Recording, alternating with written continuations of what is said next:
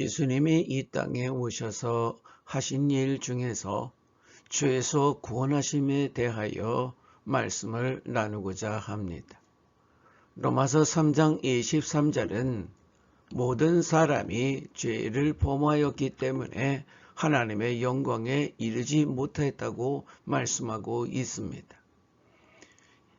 인류 모두는 한 사람도 예외 없이 죄를 범하였다고 성경은 말씀하고 있는 겁니다.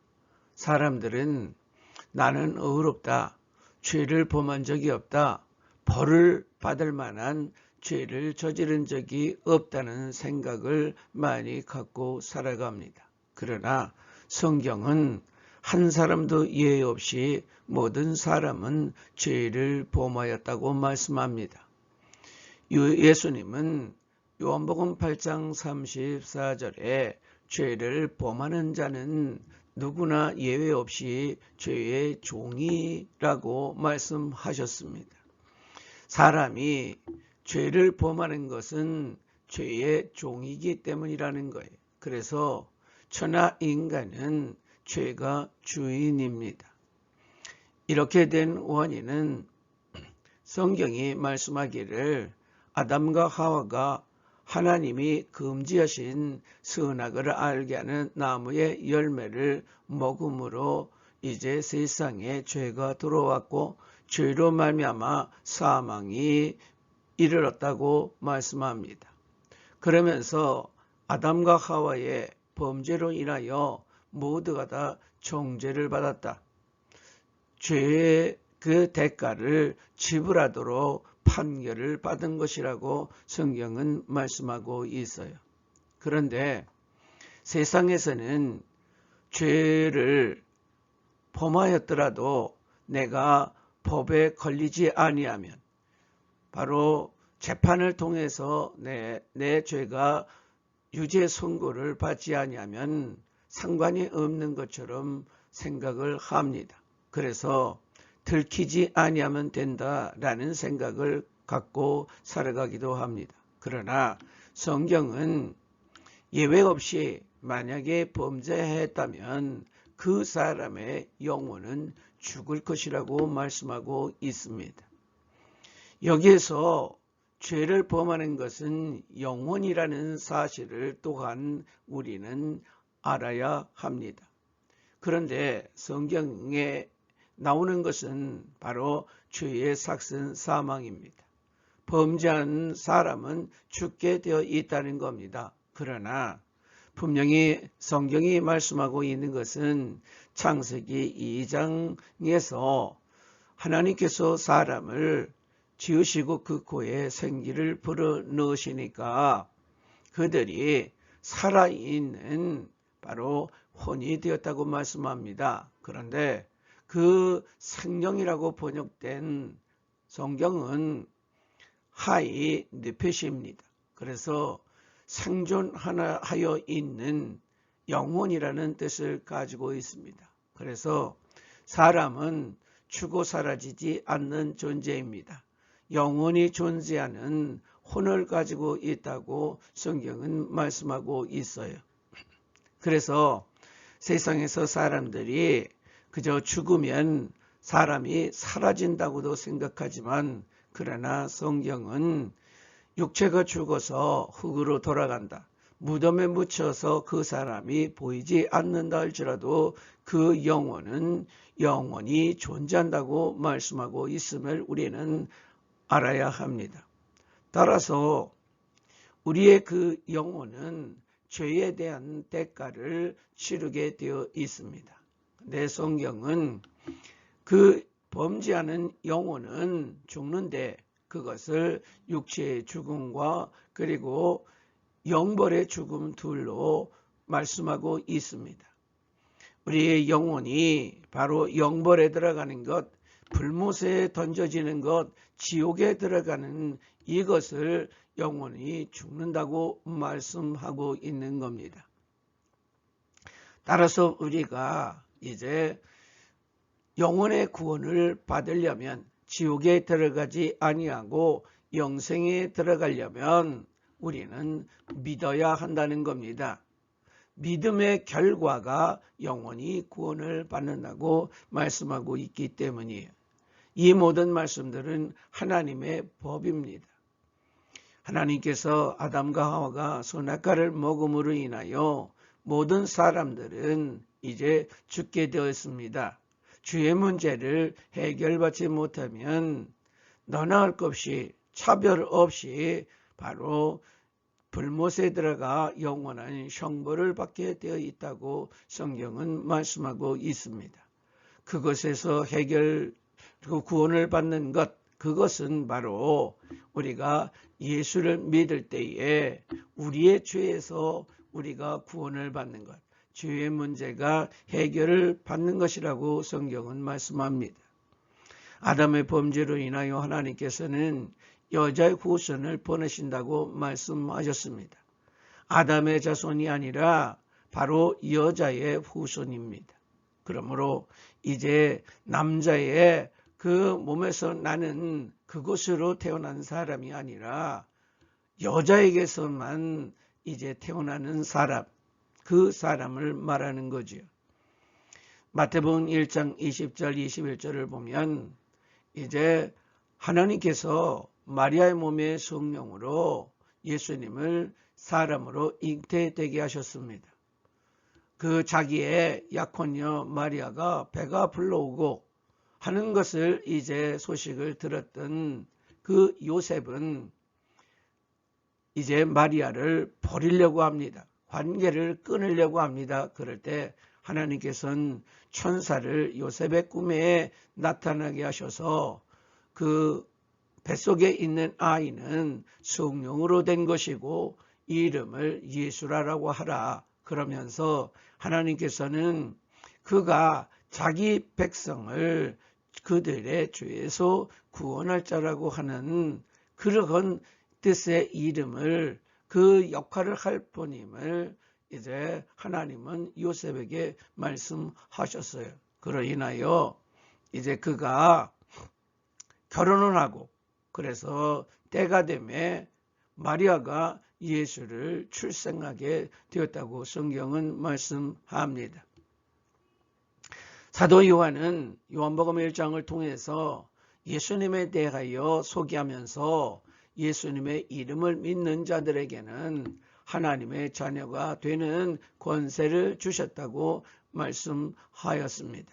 그런데 바로 여기에서 이름을 믿는 자라고 하는 겁니다. 그것은 마태복음 1장 21절에서 말씀하는 대로 죄에서 구원할 자라고 하는 것.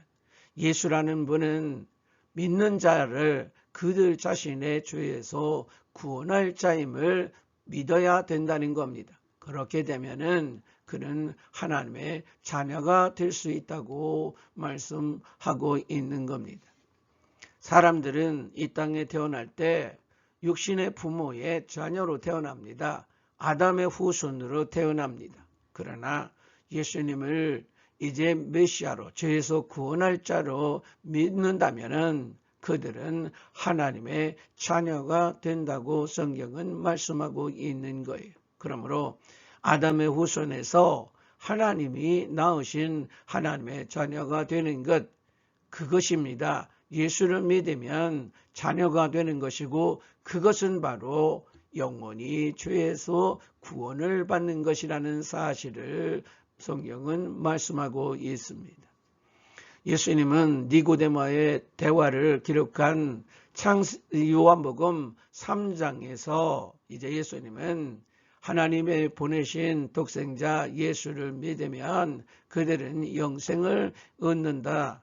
자기를 보내신 하나님의 목적은 영생을 얻게 하고 세상이 구원을 얻게 하려는 것이라고 주님은 말씀하셨어요. 그러면서 주님은 내가 광야에서 모세가 뱀을 만들어 장대에 달아 그것을 본 자가 불뱀에 물렸더라도 그가 죽지 아니하고 생명을 얻는 것처럼 너희들이 내가 십자가에 달린 것을 믿게 되면은 죽지 않고 영원한 생명을 얻는다. 하나님의 자녀가 된다라고 주님은 말씀하셨던 겁니다.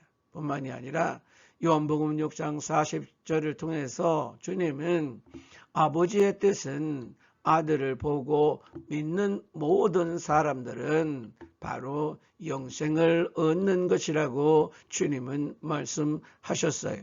그러므로 우리가 예수님을 보고 그래서 그분이 어떤 분임을 우리의 죄에서 구원할 자 메시아라는 사실을 내가 이해하고 믿기만 한다면 우리는 영생을 얻는다는 겁니다.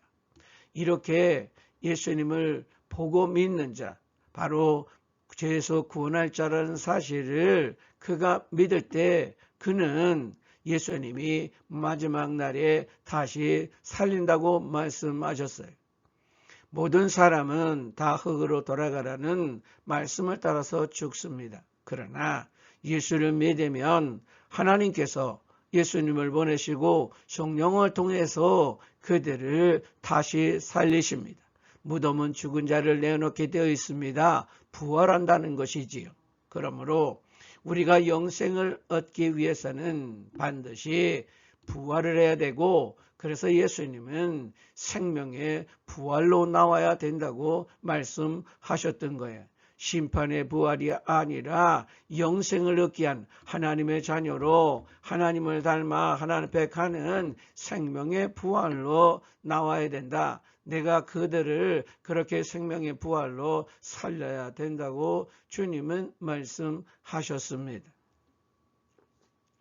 뿐만이 아니라 주님은 마태복음 25장 46절을 통해서 이제 영벌을 받는 사람과 영생에 들어가는 사람을 구분하여 말씀하고 있습니다. 그러므로 사람들은 영벌에 들어가든지 영생에 들어가든지 둘 중에 하나를 우리가 죽은 뒤에 그 세계가 그 시간이 기다리고 있음을 우리는 받아들여야 합니다. 그런데 계시록 20장 15절을 보면은 생명책에 기록되지 못한 자는 불못에 던져진다고 말씀합니다. 뿐만이 아니라 계시록에서는 사망과 음부도 불못에 던져진다.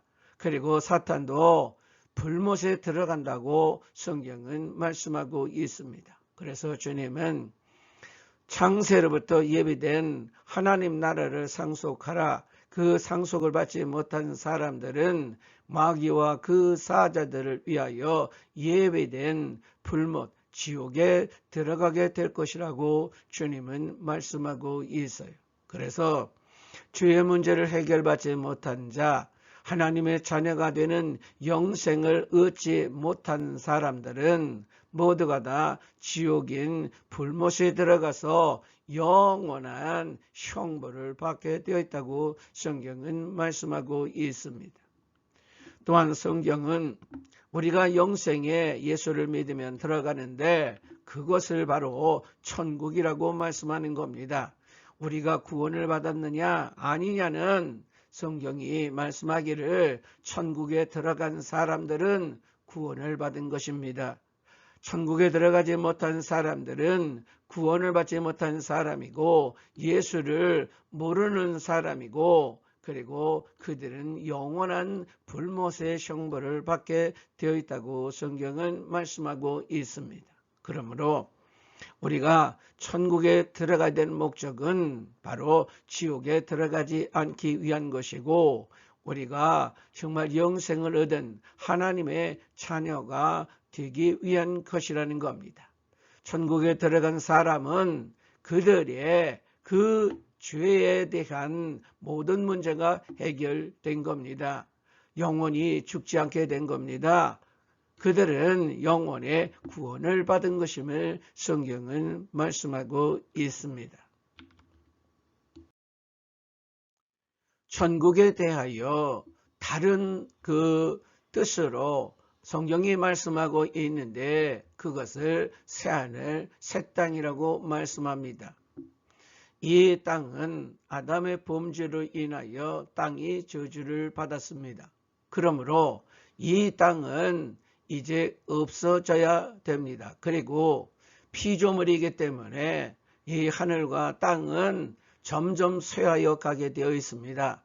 과학적으로도 때가 되면은 결국은 지구도 자전을 멈추고 태양도 그 역할을 다하게 될 것을 과학적으로 이제 증명하고 있는 겁니다.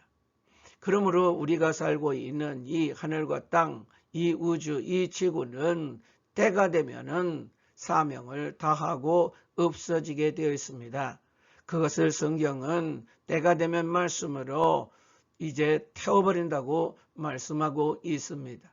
그런데 우리가 들어가야 될 새하늘 새 땅, 그 천국은 의가 거주하는 곳이라고 말씀합니다. 그런데 이 의라고 하는 이 단어는 디카오시는데 의로움, 의, 하나님께 받아들여 줄 수 있는 조건이라는 뜻도 가지고 있지만 의로운 사람들이 갖게 되는 덕과 차질과 상태를 말씀하고 있어요. 그러므로 새하늘 새 땅에 들어가는 사람들, 그들은 의로운 사람들이 각각 갖게 될 덕과 자질과 상태를 이제 갖고 들어가는 것이고, 그것은 의로운 사람들만이 가지고 있는 덕과 자질과 상태가 그 천국의 모습이라고 성경은 말씀하고 있는 거예요. 그래서 하나님께서 의롭다고 하신 자, 하나님께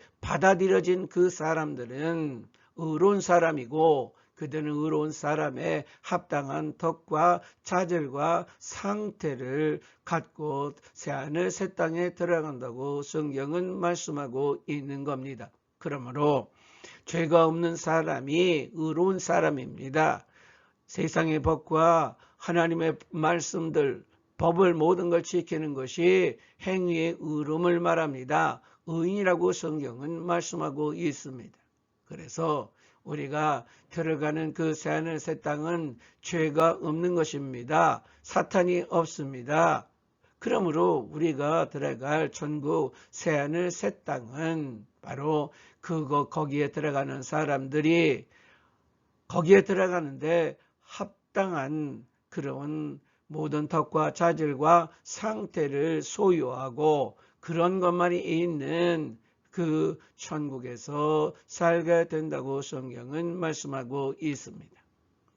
그런데 우리가 육체를 입고 있는 동안에 아담의 범죄로 인하여 우리 속에 죄가 법으로 존재하고 있습니다. 그래서 로마서 7장은 내 속에 죄가 법으로 있고, 그래서 죄가 시키는 대로 나는 죄를 범하고 하나님의 법, 그 선과 의를 행하기를 원하지만 그러나 그것을 할 수 없다. 그래서 내가 죄를 범하는 것은 바로 내 안에 있는 죄가 죄를 범하게 만드는 것이라고 말씀하고 있습니다. 그러므로 우리는 피할 수 없는 이 죄, 자범죄와 원죄, 이 모든 것들의 문제를 해결을 받아야 합니다. 먼저 우리는 우리가 저지른 죄에 대한 그 대가를 치러야 합니다. 죄의 문제를, 자범죄 문제를 해결받아야 합니다. 하나님으로부터 용서를 받아야 합니다. 레위기 17장 11절은 하나님께서 생명이 피에 있기 때문에 피가 죄를 속한다, 용서받게 만든다. 그리고 그 피가 죄를 덮어버린다고 말씀하고 있어요. 그러므로 하나님께서 동물을 이제 번제로 드려라, 피를 제단에 뿌려라 말씀하셨습니다. 그렇게 하면 하나님께서는 죄를 용서하신다고, 넘어가신다고 말씀하셨습니다. 그래서 이스라엘 백성들은 성전에서 제사를 드렸습니다. 범죄를 할 때마다 죄를 깨달으면 자기의 그 능력에 따라서 이제 곡식을 가지고 들어가든지 아니면 짐승을 가지고 가든지 이제 하나님 앞에 그것을 이제 태워서 하나님 앞에 제사를 드리도록 되어 있습니다. 뿐만이 아니라 1년에 한 번씩 대제사장이 이스라엘 민족을 대표하여 이스라엘 민족의 모든 죄악의 대가를 이제 짐승을 드림으로써, 피를 드림으로써 용서받는 그 제사 행위를 하도록 되어 있었습니다. 그러나 우리는 분명히 알아야 됩니다. 그 염소와 황소의 피는 죄를 없이 할 수 없다는 겁니다. 성경은 히브리서 9장 21절에 피로서 깨끗하게 된다 말씀합니다. 따라서 피 흘림이 없으면 죄의 삶이 없다고 말씀합니다. 이 단어는 아페시스로 용서와 해방과 형벌과 대가의 모든 면제 이런 것을 뜻합니다. 그러므로 죄로 인하여 우리가 치러야 될 대가, 형벌 그리고 그 죄의 용서와 죄로부터의 해방 이것을 피 흘림을 통해서 우리가 얻게 된다고 성경은 말씀하셨어요. 그런데 우리는 이 히브리서 10장 4절에서 죄를 없이 한다는 단어와 히브리서 9장 26절에서 말하는 죄를 없이 한다는 이 단어의 뜻이 다름을 우리는 알아야 합니다. 히브리서 10장 4절에 말씀하고 있는 그 죄를 없앤다는 것은 죄는 바로 복수를 말합니다. 그래서 이것은 바로 자범죄를 말하지요. 죄와 실수와 잘못을 뜻합니다. 그런데 이 없앤다고 하는 단어는 아파이레오로 빼앗다, 제거하다, 없애다, 옮긴다라는 뜻을 가지고 있습니다. 그런데 바로 황소와 염소의 피 이것은 죄를 없애고 제거하고 옮길 수 없다는 겁니다. 우리의 죄들을 해결하지 못한다는 거예요. 그러면 하나님께서는 바로 피를 흘리면 피를 드리면 용서받는다, 사함을 받는다고 말씀하셨는데 죄가 깨끗해진다고 말씀하셨는데 그러면 하나님께서 거짓말을 하신 것일까요? 그렇지 않다는 겁니다. 왜냐하면 짐승의 피로는 완전한 해결이 되지 않습니다. 그러나 이스라엘 백성들은 하나님의 그 말씀, 제사법에 의하여 믿음으로 제사를 드렸습니다. 약속을 따라 그들은 행함으로 피를 하나님 앞에 드렸습니다. 죄의 제거를 위하여 용서를 위하여 그들은 드렸던 겁니다. 그러나 그것은 짐승의 피였기 때문에 안 된다는 겁니다. 왜냐하면 사람의 죄는 사람의 피가 필요하기 때문이에요. 짐승의 생명은 짐승의 피에 있습니다. 사람의 생명은 사람의 피에 있습니다. 뿐만이 아니라 이 생명이라고 하는 이 단어는 바로 목숨이라는 뜻도 있지만 혼이라고 하는 뜻도 가지고 있습니다. 범죄하는 영혼이 죽는다고 말씀합니다. 그러므로 우리의 그 영혼이 죽음에서 구원을 받으려면 사람의 그 영혼이 하나님 앞에 드려져야 되는 거고 영혼은 바로 피에 있기 때문에 그래서 사람이신 예수님, 여자의 후손이 자기의 피를 십자가에서 흘리심으로 말미암아 첫 언약 아래에서 황소와 염소의 피를 가지고 제사 드렸던 그들의 그 제사가 믿음으로 드렸던 그 행위가 이제 예수님이 십자가에서 피를 흘리실 때에 완성되었다고 성경은 말씀하고 있습니다. 예수님은 이제 제자들과 새 언약을 맺으면서 말씀하시기를 이제 예수님이 피를 흘린다고 말씀합니다. 그런데 그것은 죄의 바로 삶 앞에 있습니다. 죄의 용서와 해방과 그리고 죄에 대한 대가 지불로부터 면제받는 것 그것을 얻게 하려고 흘리는 언약의 피라고 말씀하셨어요.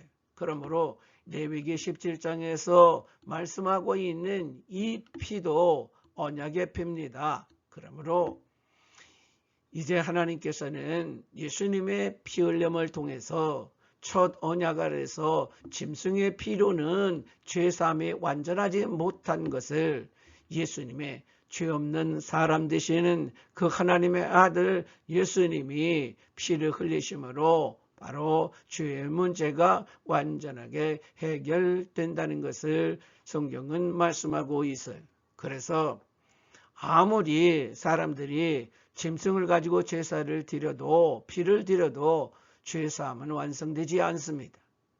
오직 하나님께서 첫 언약은 이만큼 흠이 있었습니다. 부족합니다. 그러나 하나님께서 예수님을 보내시고 예수님께서 이제 마지막 유월절 그 행사를 하시면서 그가 이제 떡을 떼주면서 그것을 받아 먹으라. 이것은 내 몸이다 말씀하셨습니다. 그것은 요한복음에서 말씀하는 대로 예수님은 생명의 떡이고 내 살을 먹으면은 영생을 얻는다 말씀하신 그것을 상징하는 거지요. 그뿐만이 아니라 예수님은 포도주를 잔에 담고 그것을 나누며 마시라고 하십니다. 그러면서 그것은 죄사함을 얻게 하려고 흘리는 바 언약의 피라고 말씀하셨던 겁니다. 그래서 예수님은 십자가에 달리셨어요. 그래서 피를 흘리셨습니다. 그런데 이것에 대하여 히브리서 9장 26절은 자기를 단 한 번 바로 희생제사로 드렸다고 말씀합니다. 그로 인하여 죄를 없앨 수가 있게 되었다는 거예요. 그런데 히브리서 9장 26절에서 말씀하고 있는 이 죄는 바로 단수를 말하고 있어요. 그리고 없앤다는 것은 이 위에 없앤다라고 하는 이 단어와 다르게 아데테시스라고 하는 단어를 사용하고 있습니다. 이 단어의 뜻은 무효화, 제거, 옮김, 특히 폐지라고 하는 뜻을 가지고 있습니다. 그러므로 예수님이 자기 자신을 희생제물로 드리는 십자가 달려 피를 쏟고 영원히 죽음당하고 하나님께 버려짐을 당하는 그 속죄제사, 화목제사, 희생제사를 드림으로 말미암아 원죄의 문제가 이제 깨끗하게 해결된다는 거예요. 그리고 우리나라에 될 것이 죄와 사망의 법이 우리를 지배하고 있다고 로마서 8장은 말씀하고 있어요. 죄가 우리 지체 안에 있습니다. 죄가 법이라는 거예요. 그러므로 우리 안에 있는 이 죄를 이제 법을 폐지시켜야 합니다. 죄의 역할을 끝내야 합니다. 죄를 정죄해야 하는 겁니다. 그래서 하나님께서는 죄가 없는 예수님을 십자가에 못 박게 하시고 그리고 그의 몸에 그 육차 안에 이제 그분이 십자가에 못 박혀 죽을 때에 죄가 심판을 받게 됐다고 로마서에서 말씀하고 있는 겁니다. 그래서 인간의 육차 안에 있는 죄를 하나님께서는 정죄하셨어요. 죄를 심판하셨다는 겁니다. 그리고 바로 그 십자가에는 죄가 못 박힌 거지요. 그래서 성경은 예수님이 십자가에 못 박힌 것은 죄되어 죽은 거라고 말씀합니다. 예수님의 부활은 의에 대하여 산 것, 하나님께 대하여 산 것이라고 말씀하고 있어요. 그러므로 우리는 예수님의 희생제사를 드림으로 말미암아 원죄 문제를 해결하셨어요. 그리고 우리의 자범죄 문제까지 주님은 해결하셨습니다. 죄와 사망이 법으로 존재합니다. 그 죄와 사망의 법, 죄의 법 자체를 폐지시켰던 거예요. 그래서 사람은 율법에, 하나님의 법에 지배를 받습니다. 그런데 예수님이 십자가를 통해서 그 제사를 드림으로 말미암아 죄의 법이 폐지된 겁니다.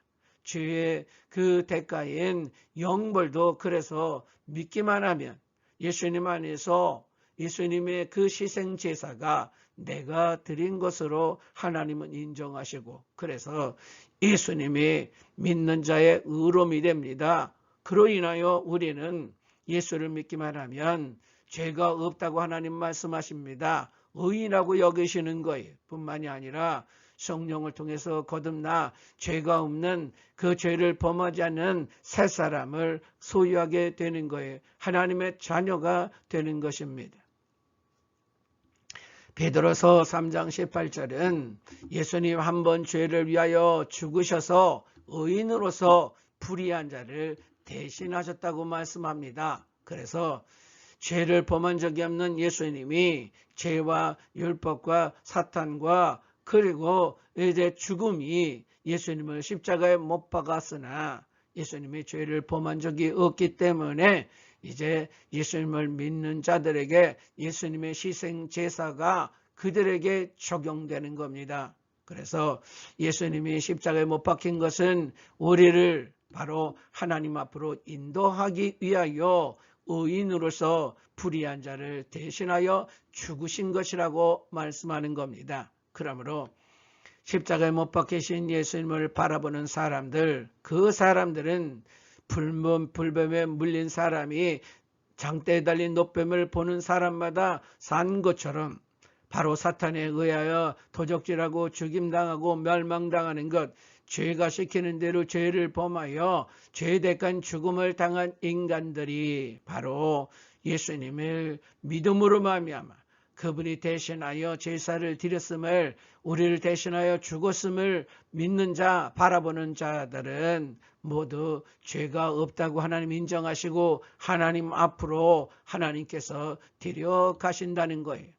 그것을 위해서 주님은 재림하십니다. 그래서 데살로니가 4장의 말씀, 그리고 이제 골로새 1장 22절과 유다서 1장 24절을 통해서 주님이 재림하셔서 우리를 성령으로 부활시켜 거룩하고 흠이 없는 하나님의 자녀로 변화시켜서 데려가신다고 성경은 말씀하고 있는 겁니다.